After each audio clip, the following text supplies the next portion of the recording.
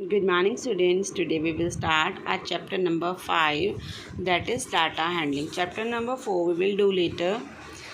Looking for some information in your day-to-day life, you might have come across information such as runs made by a batsman in the last 10 matches, कि एक last 10 matches में एक batsman ने कितने run score किए, number of wickets taken by a bowler in the last 10 ODIs। इस तरह से जो डाटा की इन्फॉर्मेशन होती है, क्या करते हैं उसका, this information collected in all such cases is called data.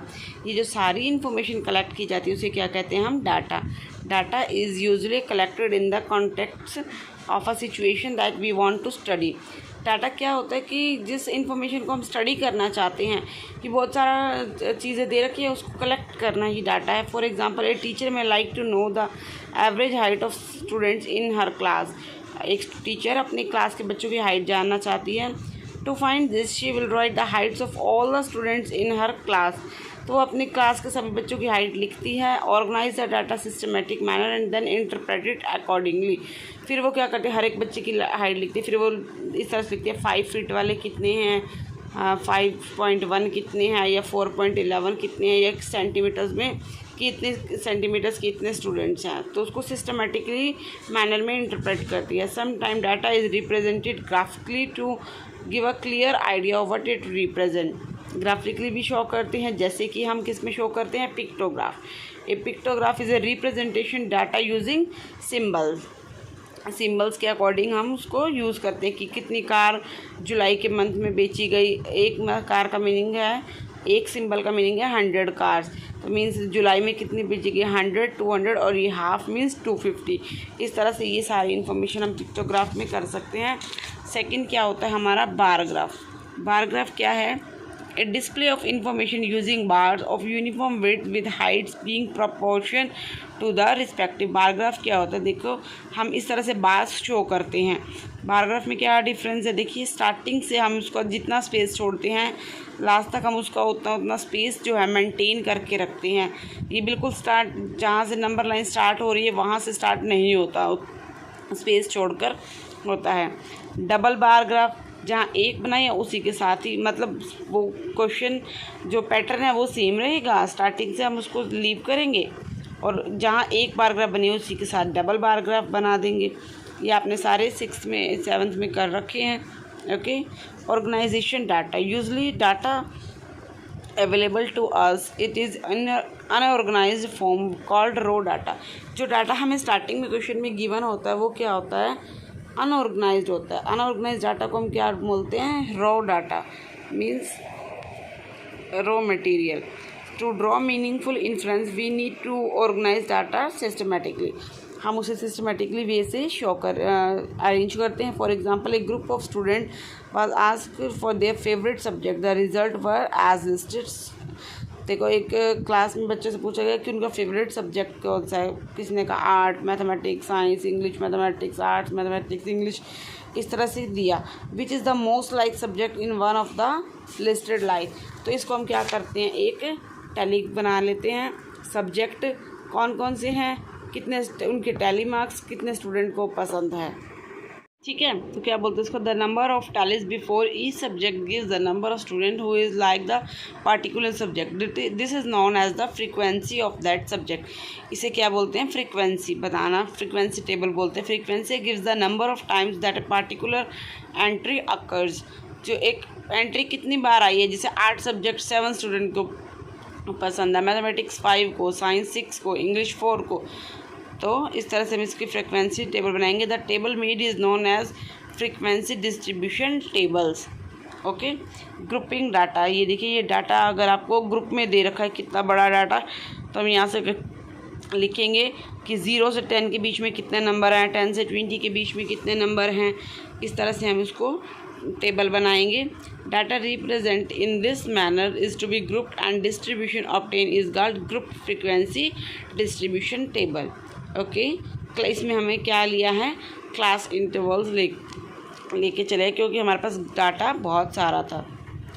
सो इनमें देखिए क्या बता रखा है, 10 to 20। 10 is called the low. अगर जो क्लास इंटरवल है जैसे 10 to 20, तो उसमें 10 क्या कहलाएगा, लोअर क्लास लिमिट, एंड 20 क्या कहलाएगा, अपर last upper class limit. This difference between the upper class limit and the lower class limits is the width or size of the class interval. जो lower और अपर के बीच का डिफरेंस रहता है, जैसे 0 और 10 के बीच का डिफरेंस 10, 10 और 20 के बीच का डिफरेंस 10, 20 और 30 के बीच का डिफरेंस 10। तो जो हम इंटरवल लेते हैं, एक तो उसका डिफरेंस सेम होना चाहिए, जो डिफरेंस आ रहा है 10-10 उसे हम क्या बोलते हैं, या तो विड्थ बोलते हैं या फिर साइज़ बोलते हैं। ओके, क्लास इंटरवल की विड्थ या क्लास इंटरवल का साइड बोलते हैं। After that bars with a difference, class interval में देखिए bars with that difference. Let us against group frequency distribution.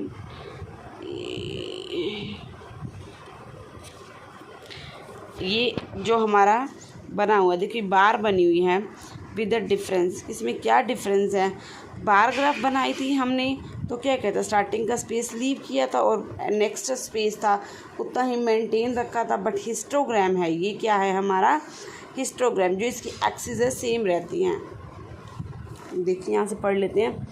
It is graphically in any way different from the bar graph which you have drawn in class 7. Observe here we represent the group of observation on the horizontal axis. ये हमने किस पर read कर रहे हैं अब हम, horizontal axis पर। The height of the bars show frequency of class interval, also there is no gap between the bars as there is no gap between the class intervals. देखिए यहाँ के जो क्लास इंटरवल्स हैं 0 से 10, 10 से 20, 20 से 30, और यहाँ पे क्या था 0 से 10, 10 से 20, जैसे ये था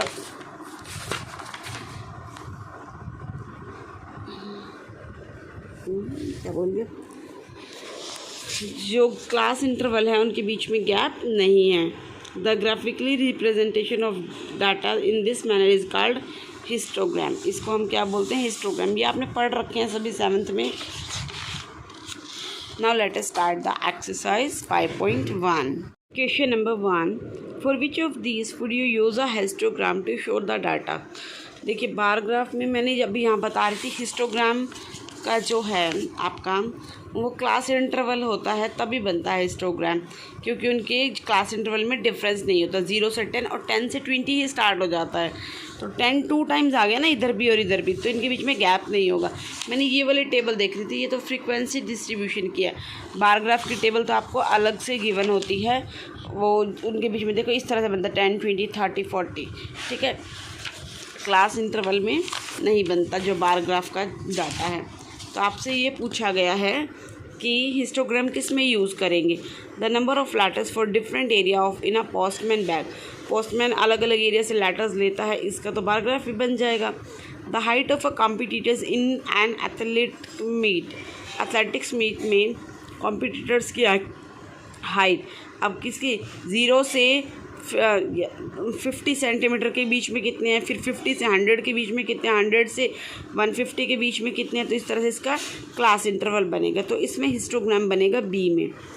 नेक्स्ट है C, the number of cassette produced by 5 companies. 5 कंपनियाँ अपनी कैसेट प्रोड्यूस करती है, अलग अलग प्रोड्यूस कर सकती हैं, इसमें बार ग्राफ भी बन जाएगा। डी में the number of passengers boarding train from 7 AM to 7 PM at a station. Station से सुबह 7 बजे से शाम के 7 बजे तक जो ट्रेन जाती है उनका बार ग्राफ बनेगा या हिस्टोग्राम बनेगा। ये देखिए सुबह 7 से 8 के बीच में गई ट्रेन, फिर 8 से 9 के बीच में गई, 9 से 10 के बीच में गई, क्लास इंटरवल बन रहा है, तो डी आए।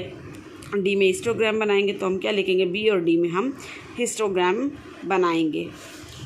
गिव रीज़न, रीज़न दे देना, because in this we will able to make a class interval. Okay, second देखिए, the shoppers who came to departmental store and marked as man M, woman W, boy B और girl G। एक shopper जो ख़रीदने वाले हैं departmental store पर आए, जहाँ पर मैन को M से शो किए गए, वुमन को W से, बॉय को B से और गर्ल को G से। The following list the shoppers who came during the first हार इन द मॉर्निंग। मॉर्निंग में कितने लोग आए उसकी क्या करनी, ये डाटा दे रखा है। Make a frequency distribution table using tally marks, draw a bar graph to illustration it. आपको क्या करना है, इसकी डिस्ट्रीब्यूशन टेबल बनानी है। तो यहाँ देखिए W कितनी बार, पहले M का कर लेते हैं। मैन कितने हैं, 1 2 3 4 5 6 7, इस तरह से मैं इसको डिस्ट्रीब्यूशन टेबल आपको बना के दिखाती है। अगर इसको मैं काउंट करने लगी तो काफ़ी लंबा हो जाएगा, इसको हमें काउंट करना है। देखिए कैसे बनाएंगे। सो हमारी फ्रीक्वेंसी डिस्ट्रीब्यूशन टेबल कैसे बनेगी। शॉपर्स कौन कौन से थे, women, man, boy, girl. Tally marks देखो, वुमेन कितनी आई मैंने काउंट किया इनको 28, बॉय मैन कितने आए 15, बॉयज़ 5 एंड गर्ल्स आई हैं 12। टोटल कितने पर्सन्स आए 60। तो ये हमारी बन गई है फ्रीक्वेंसी डिस्ट्रीब्यूशन टेबल। इसका हमें बार ग्राफ बनाना है। बार ग्राफ के लिए मैंने एक्सिस बना दी है, X axis and Y axis. देखो मैक्सिमम इसमें 28, 15, 5 और 12 में से कितना है 28 है, तो 30 तक ले जाएंगे हम इसको। 0 to 5, 5 to 10। ये नहीं हो सकता कि 0 से 10 बना दे फिर 10 से 20, मतलब 10 से 15। पहले 0 से 10 बना दो फिर 10 से 15। गैप है सेम रहना चाहिए, 0 to 5, 5 to 10, 10 to 15, 15 to 20, 25, 20 to 25, 25 to 30। 5 का डिफरेंस है सब में। नंबर्स यहाँ नीचे लिखेंगे। शॉपर कौन कौन से थे, women, man, boy and girl. तो हमें बताना सबसे पहले वुमेन्स कितनी आई हैं 28। तो हम बार ग्राफ ये वाला पार्ट लीव करेंगे, यहाँ से स्टार्ट करेंगे। वुमेन 28, 30 से थोड़ा नीचे, ठीक है। आप स्केल पेंसिल से अच्छे से बनाएंगे। मैन कितने आए हैं 15। तो मैन के लिए हम 15 शो कर देंगे। 15 यहाँ आएगा 15। बॉयज़ कितने आए हैं 5 एंड गर्ल्स कितनी आई हैं 12। 10 से थोड़ा ऊपर ये हो गया 12। इस तरह से हम बार ग्राफ भी बना देंगे, ओके। एंड थर्ड क्वेश्चन देखिए, the weekly wages of 30 workers in a factory are. Factory के 30 वर्कर्स की हमें वेजेस दे रखी है। Use a tally marks make a frequency distribution table with intervals 800 to 810, 10 to 20 and so on. इस तरह से 800 से 810 के बीच में कितने हैं वो राइट करने हैं, 10 से 20 के बीच में कितने हैं वो राइट करने हैं, 20 से 30 के बीच में कितने हैं वो राइट करने हैं। तो इसी तरह से आपको फ्रीक्वेंसी डिस्ट्रीब्यूशन टेबल बनानी है, बट वो क्या होगी इंटरवल्स में होगी। पीछे एग्जांपल भी इसका गिवन है, इंटरवल्स वाला हमने किया था। So today homework you have to do question number 1 to 3 of exercise 5.1। Thank you, have a good day.